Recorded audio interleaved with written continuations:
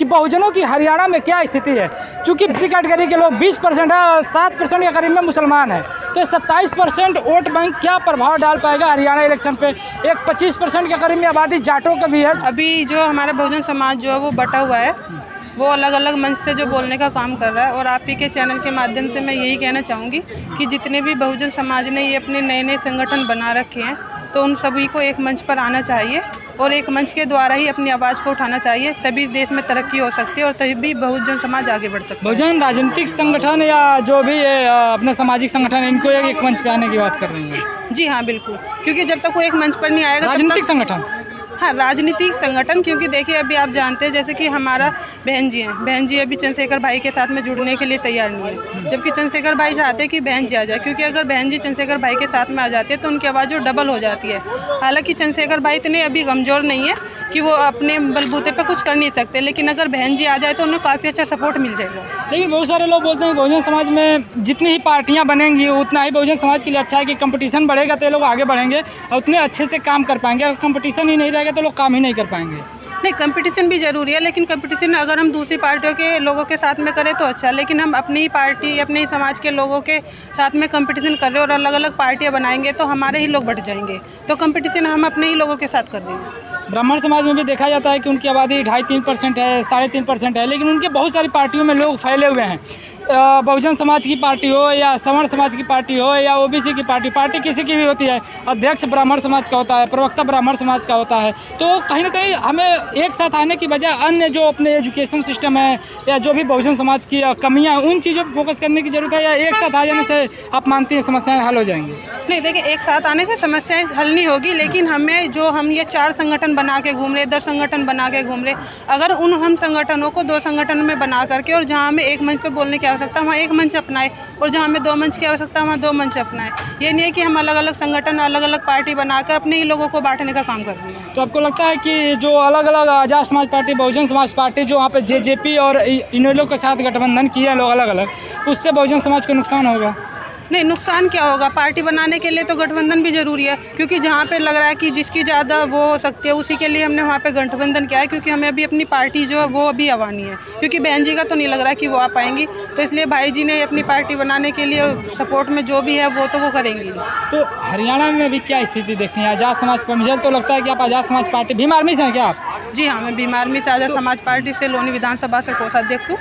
तो क्या देखती क्या है अभी भी आज़ाद समाज पार्टी को किस तरह देखती हैं हरियाणा में? क्या कुछ सीटें लेकर के आ पाएगी?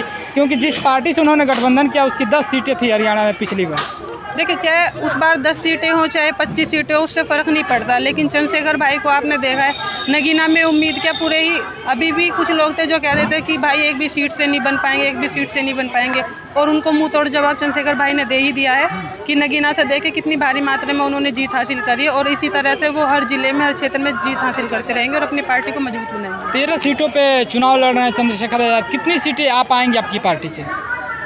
13 सीटों पर चंद्रशेखर भाई जो चुनाव लड़ रहे हैं तो उन 13 सीटों में उम्मीद पूरी है कि चंद्रशेखर भाई की ही निकलेंगी। 13 सीटें जीतेंगे हरियाणा में? बिल्कुल जीतेंगे। नामो निशान नहीं है हरियाणा में, पहली बार चुनाव लड़ रहे हैं। नामो निशान नहीं है, लेकिन पहली बार तो नगीना में भी लड़ा है चंद्रशेखर भाई ने, तो लेकिन वहाँ से भी तो जीते और वोट देखिए आप कितने लाखों से जीते हैं, तो इसीलिए वो हरियाणा में क्या पूरी यूपी में ही उनका राज होगा। तो भीम आर्मी का जो कार्यकर्ता है उसको पूरा जोश हाई है कि हमारी 13 की 13 सीटें आ रही हैं हरियाणा में। बिल्कुल, क्योंकि चंद्रशेखर भाई का सिर्फ एक ही आवाज़ में इतने लोग खड़े हो जाते हैं तो उनको कहने की भी जरूरत नहीं पड़ती है।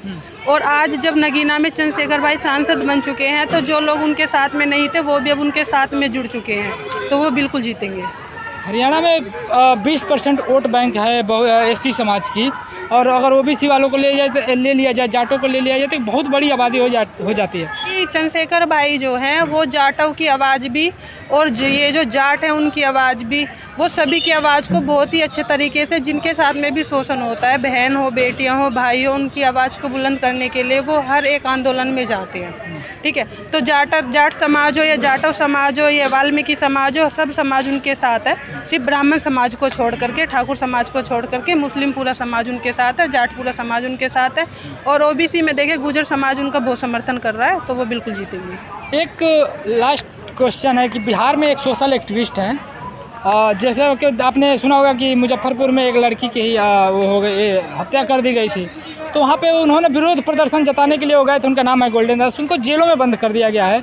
उसके बाद से कुछ दिन पहले भी वीडियो एक आया कि वो माफ़ी मांग रहे हैं। तो ऐसा बताया जा रहा है, बहुजन समाज का यह आरोप है कि जिस तरह से चंद्रशेखर आज़ाद को जेलों में मारा पीटा गया, उसी तरह से गोल्डन दास को मारा पीटा जा रहा है जेलों के अंदर। इसको कैसे देखते हैं? क्योंकि जो राजनीति में लोग बैठे हैं ना, उनको ये चीज़ें पसंद नहीं आती है कि बहुजन समाज के लोग आगे कि बहुजन समाज के लोग जो है वो अपनी आवाज़ उठाते हैं, वो अपनी आवाज़ उठाने के लिए आंदोलन करते हैं और अपनी आवाज़ को बुलंद करने के लिए वहाँ पे भीड़ इकट्ठी कर लेते हैं। तो इसमें राजनीति में जो बैठे हुए लोग हैं उनको वो बिल्कुल भी अच्छा नहीं लगता और उनको दबाने के लिए वो कभी जेल में डलवा देते हैं, कभी झूठे मुकदमे लगवा देते हैं, उनको डराने का पूरा काम करते हैं जो भी उनसे हो पाता है। लेकिन बोला जाता है कि भीम आर्मी के लोग जहाँ जाते हैं उपद्रव फैलाने लगते हैं, ऐसे गाड़ियों को तोड़ फोड़, ऐसी तमाम चीज़ें होने लगती हैं, एक्टिविटीज़ जो नहीं होने चाहिए, जो रूल के खिलाफ है। नहीं देखो, मैंने तो कभी नहीं देखा है। जब अगर मान लीजिए उनका जहाँ पे भी भीम आर्मी वाले लोग या जो समाज पार्टी वाले जहाँ पे भी कोई सभा या रैली करते हैं, तो वहाँ पे जो ब्राह्मण है, ये जो राजनीतिक जो लोग हैं, वो जा करके वहाँ पे उनकी सभा को भंग करने का काम करेंगे। तो ऐसे में तो वो आवाज़ उठाएंगे ही, क्योंकि पहले से ही उनको कुचलने का काम किया जा रहा है। अगर वो अपने संगठन के थ्रू कोई आवाज़ उठाने का काम करे तो वहाँ पर भी वो लोग उनको कुचलने का काम कर रहे, उनकी आवाज़ को दबाने का काम करेंगे। तो वहाँ पर थोड़ा बहुत तो ये सब चीज़ें देखने को मिलेगी आपको। अब ब्राह्मण कर रहे हैं, ब्राह्मणों से दिक्कत है या जो ब्राह्मणवादी मानसिकता के लोग हैं?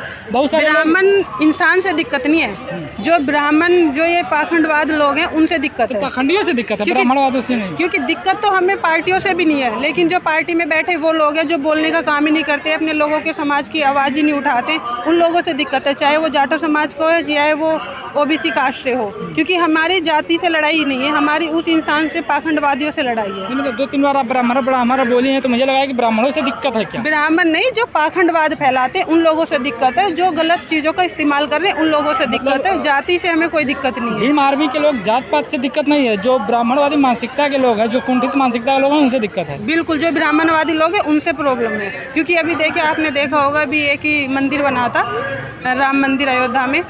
उस मंदिर में हो सकता है हमारे लोगों ने बहुत ज़्यादा धन भी दिया हो, पे करा होगा, लेकिन बहुत ज़्यादा वर्कर थे जो लेबर क्लास के थे, वो काम भी किया था, उन्होंने वहाँ पे मजदूरी भी करी है। उनके लिए जो यहाँ पे वो चंदा इकट्ठा कर रहे हैं, उसमें भी उन्होंने बहुत सारा धन अपना जो मेहनत मजदूरी करके वहाँ पे राम मंदिर बनवाने के लिए दिया भी था।